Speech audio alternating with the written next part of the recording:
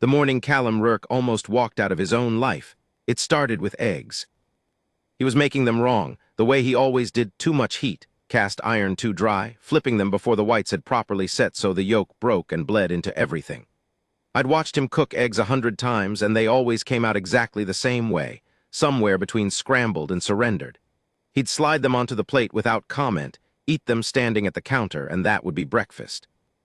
I was at the small table in the corner of his kitchen, with a mug of coffee I hadn't asked for. He just put it down in front of me when I came through the door, the way a man does when he's been alone long enough that another person's presence is a relief he won't name out loud. We weren't talking about anything. That was normal with Callum. Silence with him wasn't uncomfortable. It was the texture of the place, woven into the walls the same way the old wood smoke was, permanent and quietly held. The horses needed checking. He'd mentioned that. One of the mares had been off her feed 2 days running, and he wanted to look at her before the heat climbed. Outside the window, the southeastern Arizona morning was doing what it does in late April, pretending at coolness for exactly 1 hour before the sky went white and the ground turned mean. The Dragoon Mountains were visible from where I sat, blue-gray and indifferent, rising out of the scrubland the way mountains do in that country, as if they'd simply decided to exist there and dared the rest of the landscape to argue. I was looking at them, the mountains, when I heard the truck. Not an unusual sound. Callum's place sat at the end of a gravel road off State Route 666, which some county official with a sense of humor had never renamed despite the decades of requests. Trucks came and went. Neighbors, the farrier, the vet when a horse needed it, the occasional lost tourist who'd convinced himself the scenic route through Cochise County was worth the extra 40 minutes. But Callum put his fork down. Not casually. He set it on the counter with a deliberateness that was different from his usual movements, and he turned his head toward the window with an expression I hadn't seen on him before. Not alarm exactly. More like a man who has been listening for a specific sound for a very long time and has now, finally, heard it. "You expecting someone?" I asked. He didn't answer right away. "No," he said eventually, then quieter almost to himself, "Not exactly." I looked out the window. The truck pulling down the gravel road was a dark green Chevy with the kind of working truck dents that told a story of actual use, not the performative dents of someone who bought a truck to look like they worked, but the organic damage of a vehicle that had been pressed into service across hard country for a long time. It moved slowly, deliberately, like whoever was driving it had rehearsed the approach. It stopped in front of the house, the engine cut off. 3 women got out. I want to be honest about what I noticed first, because I think it matters. I noticed they weren't in a hurry. That was the first thing. Most people who pull up to a house they're not sure about, checking an address, unsure of their welcome, they move with a kind of anxious efficiency. Confirm the number, approach the door, get on with it. These 3 moved differently, slowly, like they'd budgeted time for this arrival and they intended to use every second of it. The oldest of them, and I guess she was in her early 70s, though she had that quality some people have of wearing their age like a deliberate garment, something chosen, stood beside the truck for a moment with her hand still on the door. She wasn't surveying the property in a calculating way. She was doing something else, something I can only describe as orienting, like she needed a second to locate herself inside this moment that had been, perhaps, a long time coming. The other 2 were younger.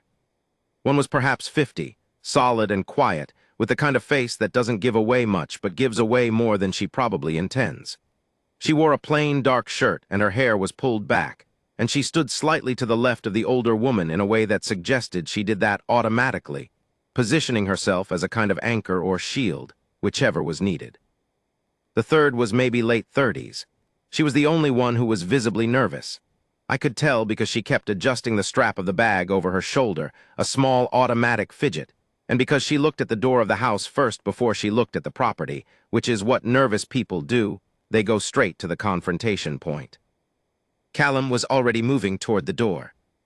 He didn't put on a hat. He didn't finish his eggs. He didn't say anything to me. He walked through his own living room, past the fireplace with the old horseshoe nailed above it, past the bookshelf with the 3 actual books and the 40 others he'd acquired without intention, past the single photograph on the wall that I'd never been close enough to see clearly, and he opened the front door before they'd reached the porch steps. For a moment, none of them spoke. Then the oldest woman said something in what I understood to be Western Apache, a phrase of maybe 6 or 7 syllables, low and even, and Callum's shoulders dropped about 2 inches. Not in defeat, in relief. I stayed in the kitchen. That felt right. This was not my threshold to stand on whatever was happening at it. I could hear the sound of the conversation moving inside. They came in off the porch, the door closing behind them, but I couldn't make out words. Not the Apache ones, obviously, and even the English exchanges were muffled by the wall and conducted at a register that felt private, the volume of people who have earned the right to speak quietly to each other. I poured myself more coffee. I looked at the mountains. I listened to the sound of chairs being moved, of something being set on a table. After maybe 20 minutes, Callum appeared in the kitchen doorway. He looked like a man who had just been handed something he'd spent 10 years figuring out. He deserved to put down. "Garrett," he said, "that's me. Come sit with us." "You sure?" "They asked me to bring you." That surprised me. They'd asked for me. They didn't know me. I didn't understand that until later. The 3 women were sitting at his dining table, which Callum rarely used.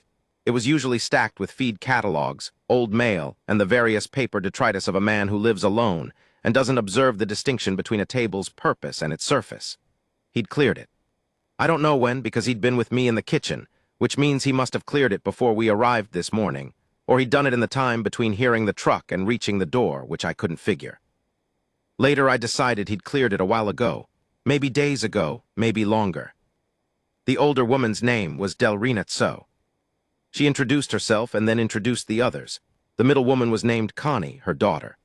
The youngest was Amara, Connie's daughter, which made her Delrina's granddaughter. 3 generations sitting at Callum Rourke's table on a Tuesday morning in April, with coffee that Callum had made without being asked, and that was, I noticed, significantly better than the coffee he usually made for himself. "We came about what's owed," Delrina said. She said it simply, no drama in it, the way you'd state a fact about the weather or the land. Callum nodded. "I know. We've been talking about this for 2 years, Connie said. Her voice was measured. She chose her words the way you'd choose tools, not the most impressive ones, the right ones. We didn't want to come until we were sure." "Sure of what?" Callum asked. Amara, the youngest, the nervous one, spoke for the first time, and her voice was different from what I expected. Steadier. Whatever nerves had been visible in her approach to the door, she'd set them somewhere temporarily. Sure that we were asking the right person for the right thing. I looked at Callum. He was looking at the table. "You could have called," he said, and there was something almost rueful in it. Not accusatory, just honest. Delrina shook her head once. "Not for this. I want to tell you what I knew about Callum Rourke by that morning, because it matters for understanding what was about to be asked of him. He was 51 years old. He'd come to Cochise County sometime in his early 30s. After leaving, the details here are vague, and I gathered them in pieces from different mouths. A career with the Border Patrol that had ended not in disgrace, but in a quiet, private breaking that he'd never fully articulated to anyone. He'd bought 32 acres of scrubland that nobody else wanted, built up a small working ranch over a decade, and had lived there alone for as long as anyone in the county could remember him being there at all. He was not a sociable man, but he was a consistent one, which in that part of the country was worth more. He showed up when someone needed an extra hand. He didn't talk about himself. He paid his debts.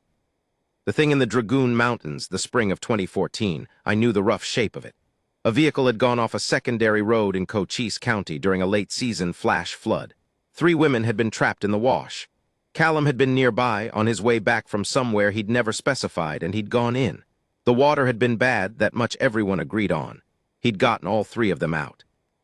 What I didn't know, what I only learned sitting at that table, was that those 3 women were Delrina, Connie, and Amara. Or rather, what I didn't know was that the incident had been more than a roadside rescue to all of them. The women had been on their way back from what Connie described carefully as a family emergency. Her phrasing was precise enough that I understood not to probe it. They'd been in a vehicle that shouldn't have been on that road in those conditions, making a decision that urgency had forced. When the flash flood caught them, they were already carrying a weight that had nothing to do with floodwater. And Callum had not just pulled them out. He'd stayed with them for 4 hours afterward on the bank of that wash, in the cold and the mud, with the water still loud and high until emergency services arrived. And in those 4 hours, Delrina had spoken with him. About what she didn't say directly, and Callum didn't volunteer it. But from the way both of them referenced those hours, I understood that something had passed between an older woman and a younger man on a riverbank that had the weight of inheritance to it. Something given, something received. "You told me something that night," Callum said. "I told you many things," Delrina said, with the faintest edge of something almost warm in it. "You only remember one of them." "The land," he said. She nodded. "The land. Here is where I need to slow down, because this is where the story gets complicated in the way that real things get complicated. Not neatly, not in a way that resolves into clarity, but in a way that accumulates weight and requires you to sit with the heaviness of it. The Tso family had a claim. Land that had been in the community for generations, not deeded land in the Anglo-legal sense, but land in the older and harder sense, the sense of use and belonging and continuity. It was in the Dragoon foothills. About 40 acres of it, adjacent to property that had changed hands twice in the last decade, and was now, through a series of transactions that Connie explained carefully, and that I followed imperfectly, held by a corporation with a Phoenix address and no apparent interest in the land beyond its value on a balance sheet. The claim wasn't legal in the way that would matter to a court. Connie was clear about that. And her clarity on this point was the kind that comes from having spent time being disappointed by systems that were not built to see you. It was legal in other ways, historical ways, the kind that get acknowledged and dismissed simultaneously depending on who's doing the acknowledging. They were trying to acquire the land, not recover it in the legal sense, they'd moved past that hope, but purchase it at market value, which was complicated by the fact that the corporation that held it had received a development inquiry from a Tucson builder and was now pricing the acreage accordingly. They needed two things. One was money, a gap in funding that a land trust they'd been working with could potentially bridge if certain conditions were met. The other thing was more particular. They needed someone who knew the land, someone with standing in Cochise County. Someone who could speak credibly to its character and its history and its value in terms that the Land Trust's board, which was well-meaning and thorough, and operating from Flagstaff with limited direct knowledge of southeastern Arizona, would find persuasive. They needed, Connie said, an advocate, a specific kind of one. Delrina looked at Callum. "You know that land." "I do," he said. "You've worked it. You know where the water runs and where it doesn't. You know the grass and the rock. You've been on it every season." "I have." "They'll listen to you," Amara said. She'd found her steadiness again. "Not because you're Apache, not because your family is from there, but because you've been there. And because you say what you know, and not what sounds right." That last part landed in the room with some weight. I watched Callum's face for a reaction and didn't get one, not on the surface. But his right hand, resting on the table, pressed flat against the wood. A small, private anchoring. He asked them to give him a day, which was not a refusal and not an acceptance, and everyone at the table understood that. They agreed without protest. Delrina said they'd stay at a motel in Wilcox, and she said it without expectation or reproach, simply as a logistical fact. Before they left, she stood and put her hand briefly on top of Callum's where it rested on the table, not grasping it, just placing her palm over the back of his hand for a moment and then removing it. She said something in Apache. Callum responded in English. "Thank you, Delrina." She shook her head, like he'd gotten the direction of that gratitude exactly wrong. And then they left. I stayed. He didn't ask me to, but he didn't ask me to go, and with Callum Rourke those were different things. We went out to check the mare, Shiloh, a bay roan who'd been off her feed and turned out to have a tender left forefoot, probably gravel, which Callum sorted out with patient hands and a hoof pick, and a patience I'd never been able to manufacture for anything. He worked on her for a while without talking. I leaned on the fence post and waited. "Eventually, you heard all that." "Some of it," I said. "Enough." "What do you think?" I thought about it. Not about the land trust politics or the legal complications or even the request itself. I thought about the way Delrina had placed her hand on his. "I think they didn't come because they need help," I said. "I think they came because they decided you'd earned the chance to give it." He was quiet for a long time. Shiloh shifted under his hands, accepting the attention. "She told me something that night," he said. "On the bank, the 4 hours we were waiting. I know, you mentioned it, the land. Before that," he set the hoof pick down, straightened up. "She told me, and I've thought about this for 10 years, so hear me right. She said that the worst thing about being saved by a stranger is that you owe something to someone who might not be worth the owing." He paused. "She said she hoped I'd prove worth it." He looked at the mountains, blue-gray, indifferent, ancient. "I've been trying to figure out if I have," he said. "For 10 years, I've been trying to figure out if I've lived in a way that makes what I did that day worth the debt she put on me." I didn't say anything. Sometimes the most honest response is no response. "You know what the terrible thing is?" he said. "What?" "I don't know. I genuinely don't know if I've lived well enough." He shook his head, not in self-pity, but in something more honest than that. "That's not a thing you can decide for yourself." He went back to the mare.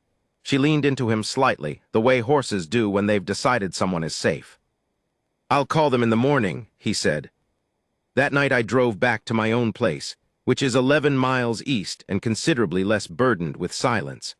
I sat on my own porch for a while in the dark, and I thought about what I'd witnessed. Not the request exactly, the shape of what had brought them there, the 10 years of it. The way Delrina Tso had sat at a stranger's table and said what's owed without bitterness or demand, just acknowledgement. The way Callum had heard it and not run from it. "There's a kind of debt that doesn't live in your wallet." I said that at the beginning, and I meant it. This was the other kind. The kind that accumulates not in what you're given, but in what you've been entrusted to do with what you are. He'd saved 3 women from a flood. That part was the easy part to name. What he'd been doing for 10 years since, that was harder to name. I'm not sure I can, fully.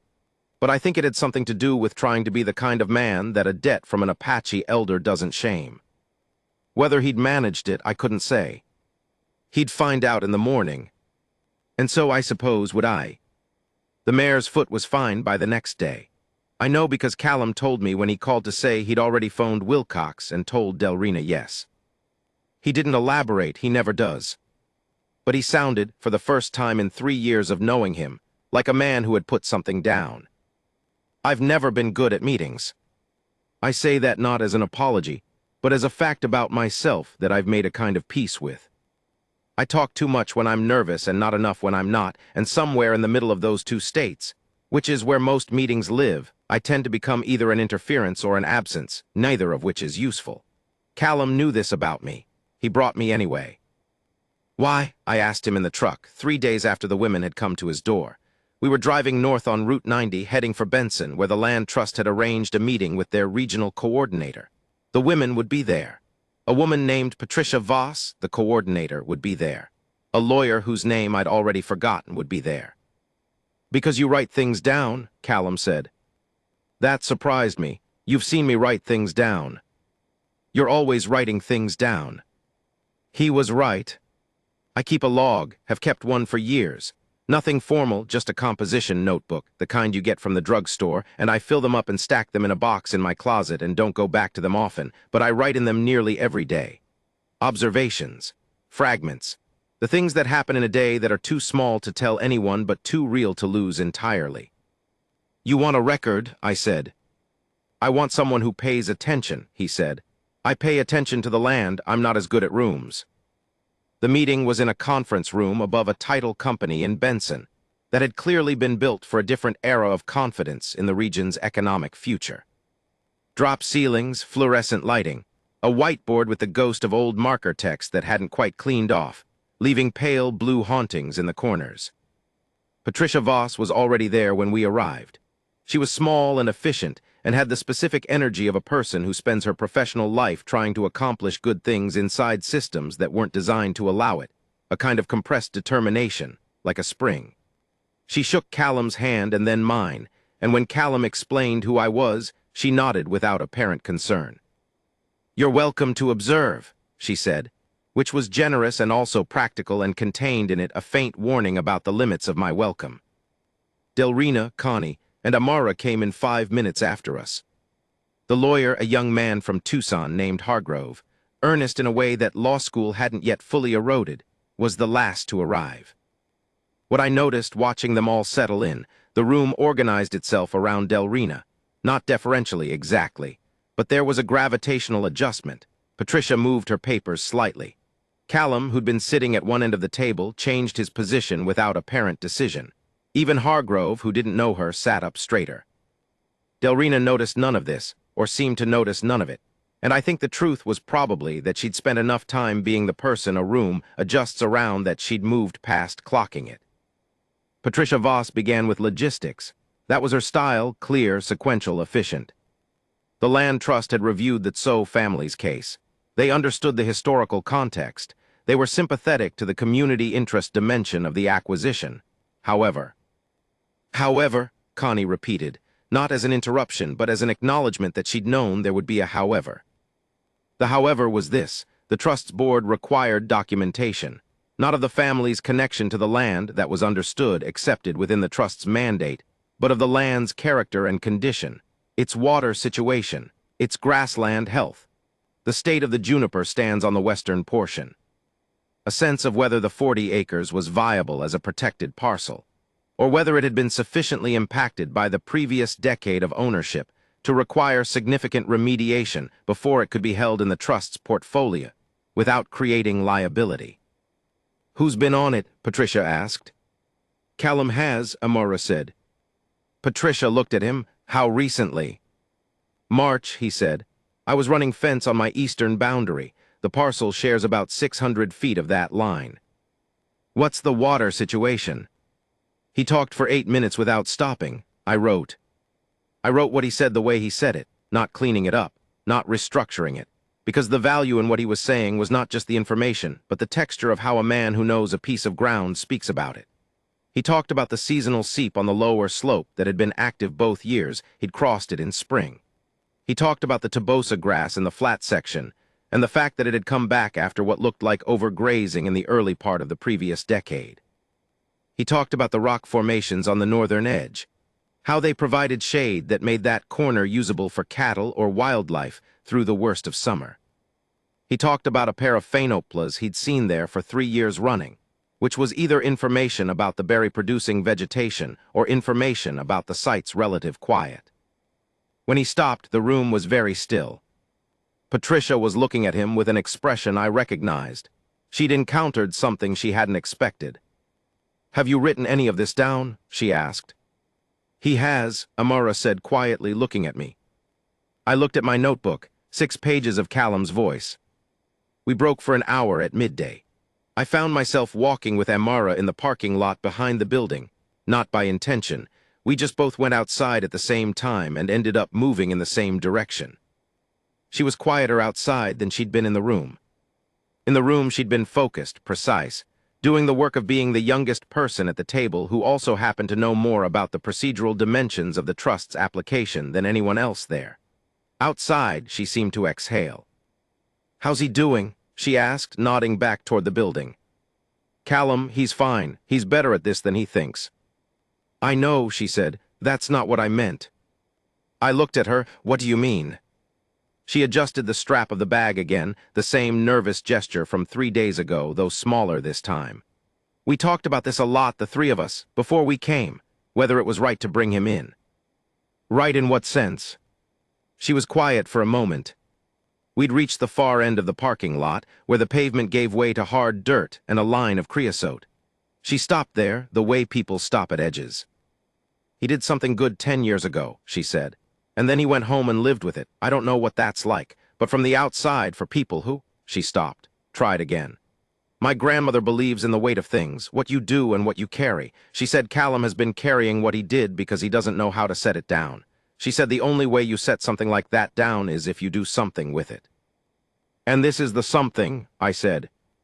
"Maybe," she looked at the mountains. "Or maybe it makes it heavier, we didn't know. That's why it took us 2 years to decide. I want to tell you about the afternoon session, but first I need to tell you what I understood by then. The land that Tso family was trying to acquire was not incidental. It was not simply adjacent to Callum's property by coincidence. The seep he described, the water on the lower slope, it ran, eventually, through the wash. The same wash where the flood had been, where he'd pulled 3 women out of moving water on a cold spring night. He'd known that land for 10 years partly because he'd kept going back to it. Not in any formal way, not with documentation or intention, just back, checking the fence line that didn't really need checking that often. Walking the edge of it in the early morning when the light made the dragoons go pink, and the air still had the cool bite of the night in it. Delrina knew this. She'd known it, I think, for longer than Callum had admitted it to himself. The request they'd brought him wasn't a transaction. It was a completion. They were asking him to use what he knew, what he'd built by returning again and again to the place where something had happened, to bring something home. Hargrove, the lawyer, turned out to be more useful than his youth suggested. In the afternoon, he laid out a pathway, not a guaranteed one, but a viable one, through the trust's acquisition process that would allow the character documentation to substitute for certain formal surveys they couldn't afford in the current timeline. He'd done his homework. He'd found precedent. Patricia was cautious but not negative. She used the word achievable twice, which I wrote down both times. What would be needed? A written statement from a qualified observer. Hargrove was clear that qualified could be interpreted generously, given the trust's own standards about the land's current character. Formal surveys of 2 specific items, the seep's reliability and the grassland acreage, and a presentation to the board in Flagstaff in 6 weeks. 6 weeks was not a lot of time. Connie made this point without accusation. The development inquiry expires in 8 weeks, Patricia said. If the developer doesn't have a commitment from the corporation by then, they'll walk. If they walk, the price resets. That's the window. What's the survey cost? Callum asked. Patricia named a number. It was substantial. Callum nodded, said nothing. I watched him do the math in a way that wasn't about math at all. Later in the truck on the way back, he said, I can cover the survey. Callum, don't, he said, not harshly, just firmly. Don't do the thing where you tell me it's too much, it's not too much. I didn't say anything. It's not charity, he said. It's not even really my money doing the work, it's the land. He looked at the road. The land should pay for its own survey. I wrote that down too. The weeks between the Benson meeting and the Flagstaff presentation were the busiest I'd seen Callum since I'd known him, and possibly the busiest he'd been in years. He commissioned the surveys through a firm in Tucson that Hargrove recommended. He wrote, and I say wrote, understanding that this was not a natural act for him, a 14-page statement about the parcel. He wrote it by hand first, and then typed it on the laptop he kept under his bed in a state of semi-permanent disuse, hunting and pecking through it with 2 fingers and a concentration that he normally reserved for difficult horses. I helped him with some of the language. Not the content, he knew the content better than I did, and any attempt I made to rephrase his knowledge was an impoverishment of it. But the structure, the sequencing, the way to present what he knew in a form that the trust's board, well-meaning people from Flagstaff, could follow without losing the actual weight of what he was saying. He was frustrated by this process in a way that was instructive to watch. He'd write something like the seep runs consistent march through June most years, heavier flow in wet winters.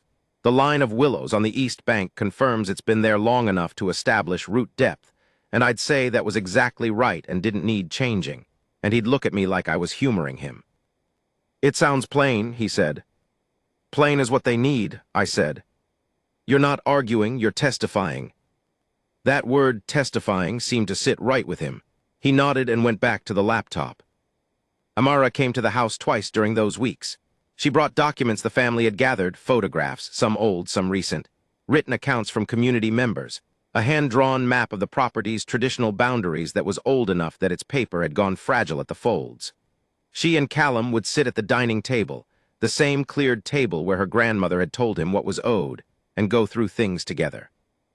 I was there for the second of those sessions. I noticed that Amara's nervous fidgeting had largely disappeared. She handled the documents with the focused care of someone doing something that mattered, and there was a quality to how she and Callum worked.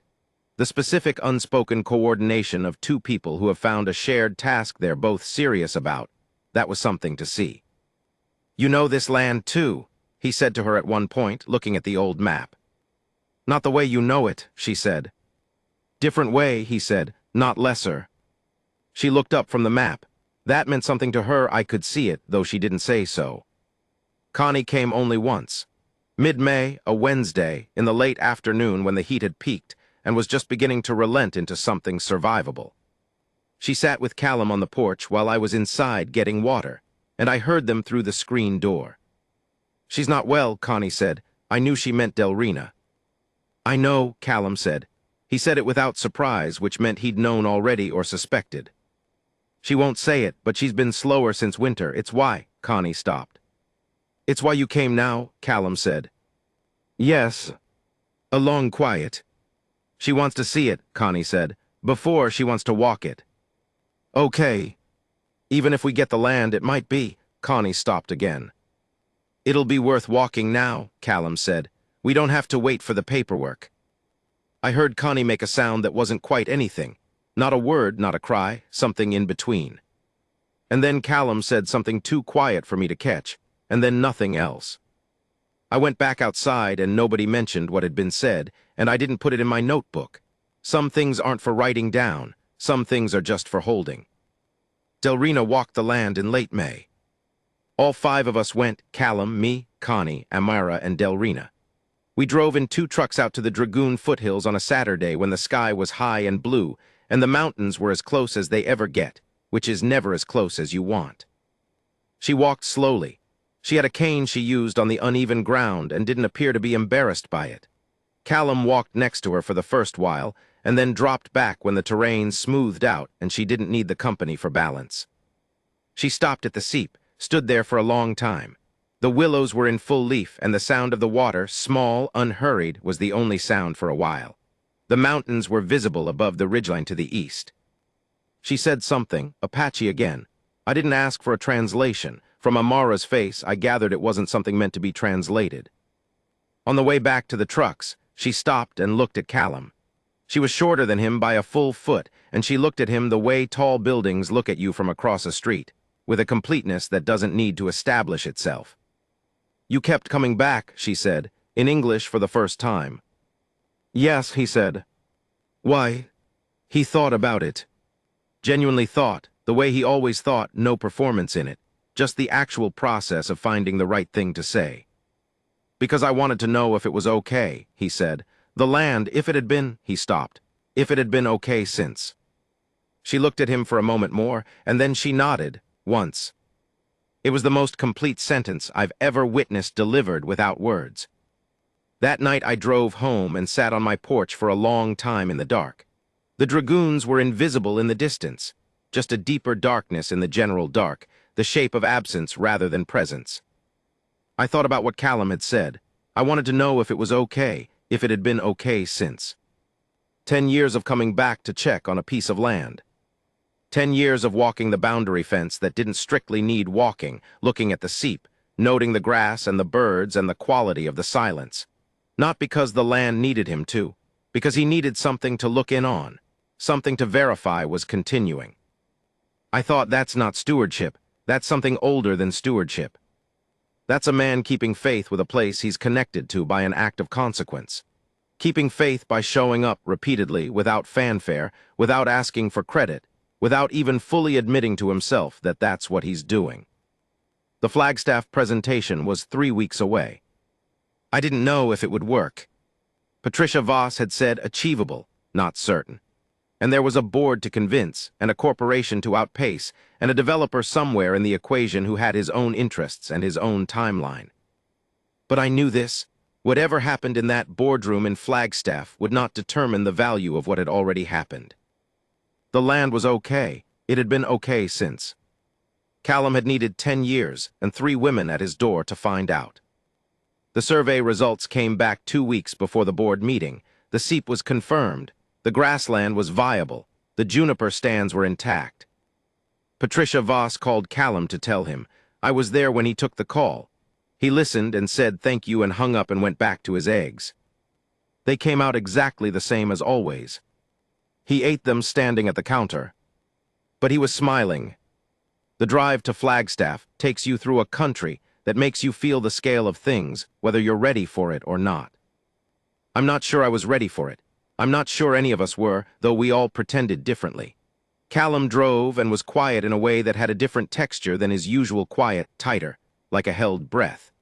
Connie sat in the back and looked at documents with the concentration of a woman who has decided that focus is the best available weapon.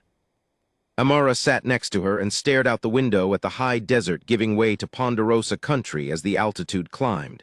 And I watched the landscape and tried to write and found, for one of the rare times in my life, that I had nothing to put down.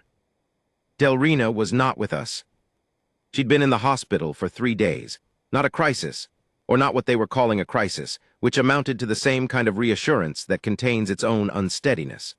Connie had gotten the call the night before and had stood in Callum's kitchen with her phone in her hand for a long moment before telling us.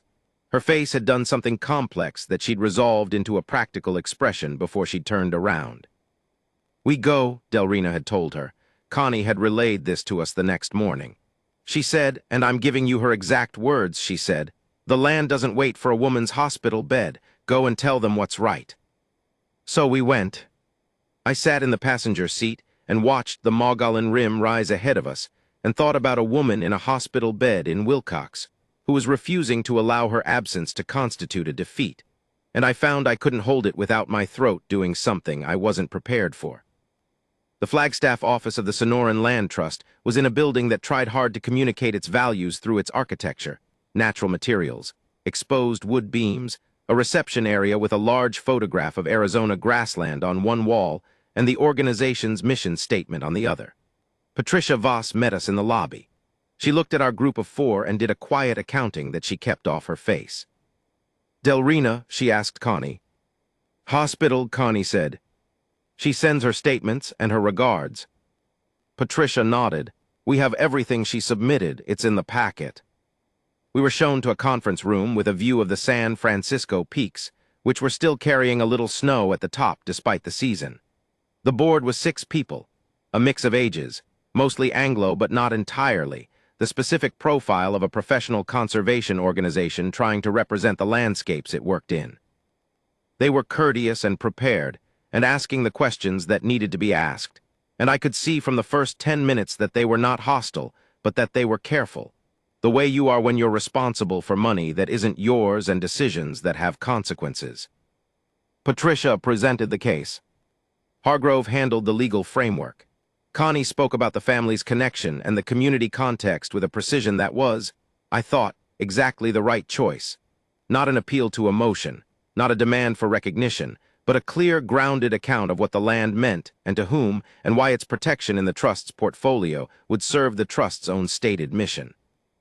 And then the board chair, a man in his 60s named Delgado, with a professor's glasses and a rancher's hands, looked at Callum.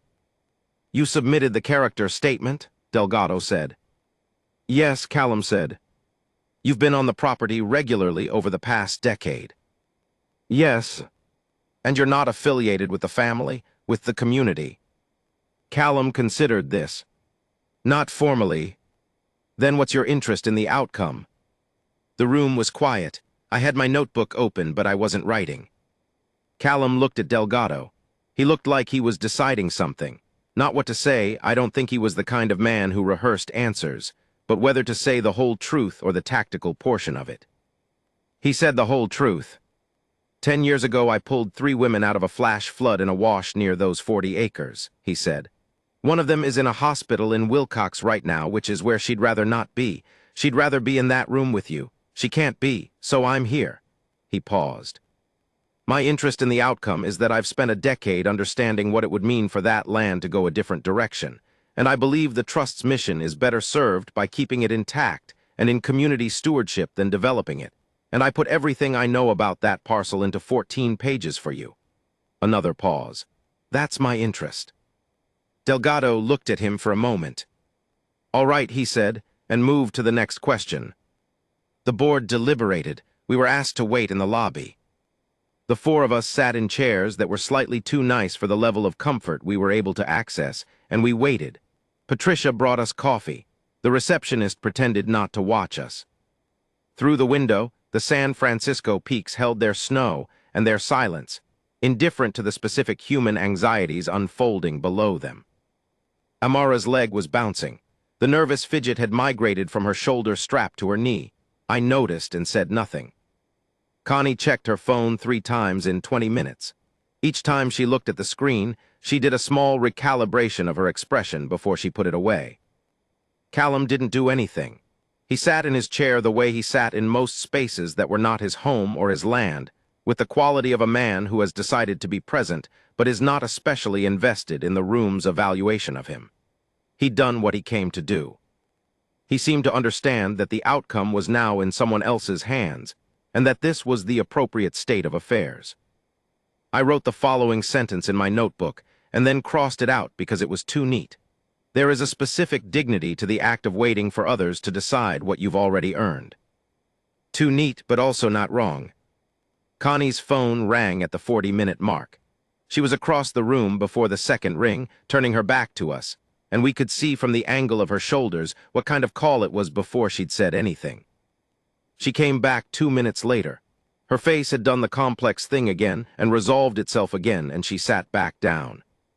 "She's okay," she said before any of us could ask. "It's okay." "She's asking about the meeting." Amara exhaled. The leg stopped bouncing. "What did you tell her?" Callum asked. "I told her we're waiting." "What did she say?"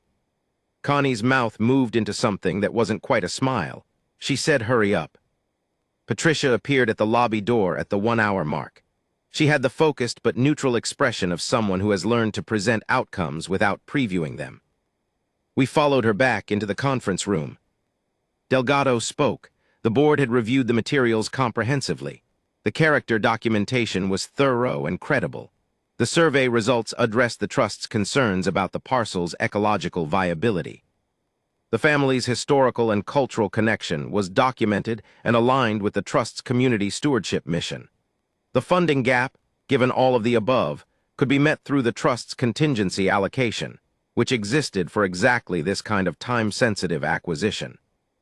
The board was prepared to proceed. He said a few more things: conditions, timelines, next steps. Hargrove was writing quickly. Patricia was nodding. Connie sat very still. I looked at Amara. She was looking at Callum. Callum was looking at the table. When Delgado finished, there was a round of handshakes, and in the movement and the efficiency of it all, lawyers exchanging business cards, Patricia making notes, Hargrove asking clarifying questions about the closing timeline. I found myself standing next to Callum for a moment in the edge of the room's activity. "Hey," I said. He looked up. "She's going to hear about this in about 4 minutes," I said. "She's going to hear that it worked." He looked at the window, the peaks, the snow.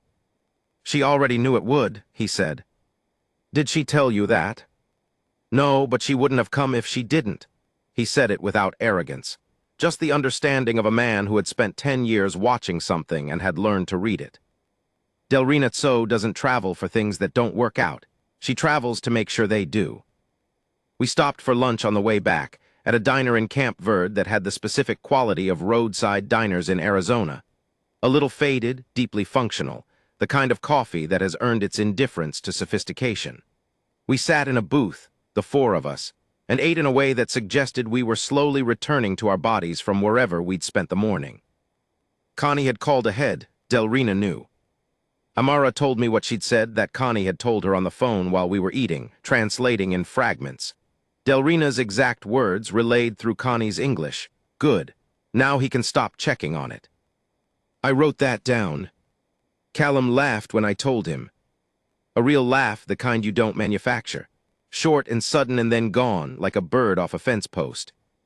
"That's exactly right," he said, and drank his terrible coffee. Here is what happened in the weeks after Flagstaff that I want to put down, because it doesn't fit neatly into the shape of a resolution, but it's the part that seems most true. Delrina was discharged after a week. She came home to Wilcox. She was not healed, not fully, not in the way a person wants healing to work, all at once and conclusively. But she was herself, and being herself, she immediately began asking questions about the acquisition timeline and arguing with Connie about the specifics of what the community's stewardship plan should include, which Connie took as a good sign. Amara drove out to Callum's place the first Saturday in June. She brought her grandmother's map, the fragile one, the hand-drawn one with the folds, and she and Callum spent an afternoon going over it against a current topographic map, comparing the old boundaries with the current parcel edges.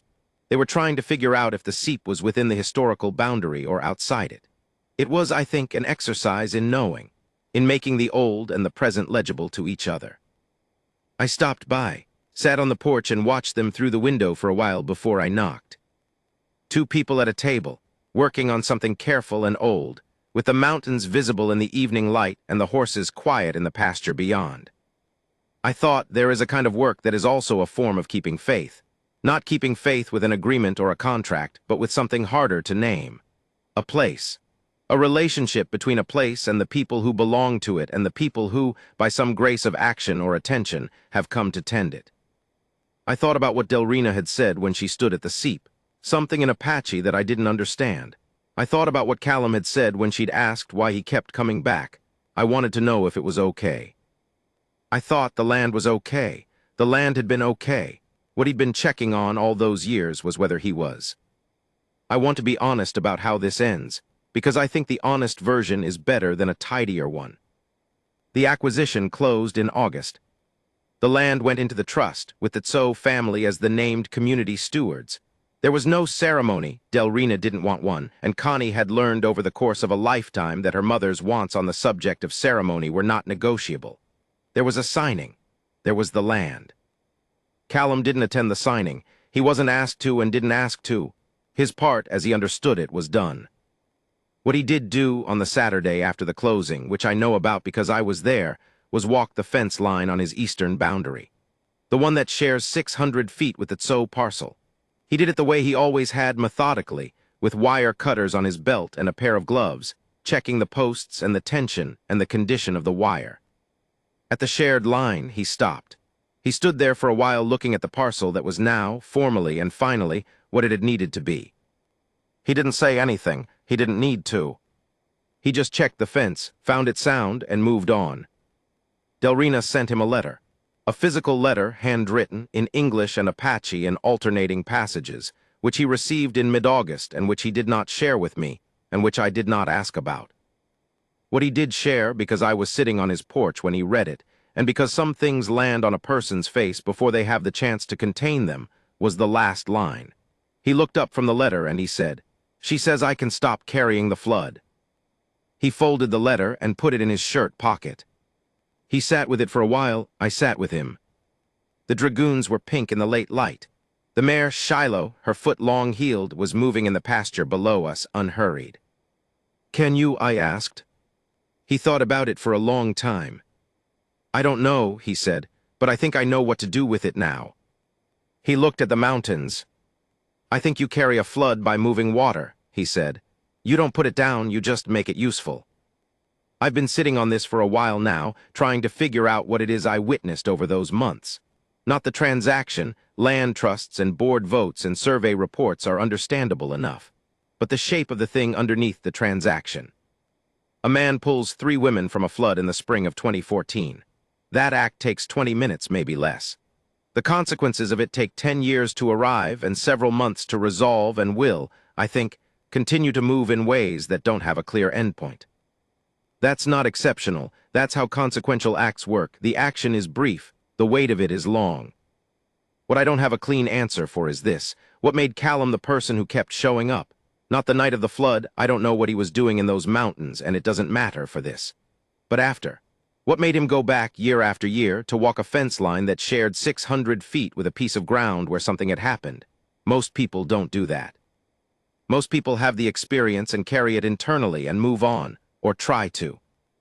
Something in him needed to verify, to check, to confirm that the place was okay, which was a displacement, a way of checking on something that couldn't be checked on directly, whether the act had been worth it, whether he'd been worth it. 3 women at his door with a request gave him the answer. Not because the request succeeded, but because they came at all. Amara went back to school in the fall. She's studying environmental law. She told me this herself on a Tuesday in September while we were standing at Callum's fence. She was looking at the Tso parcel on the other side. "I want to do this right," she said, "the way it should have been done from the beginning." I wrote it down. I don't know what that beginning was exactly, but I think she does. And I think she'll get there.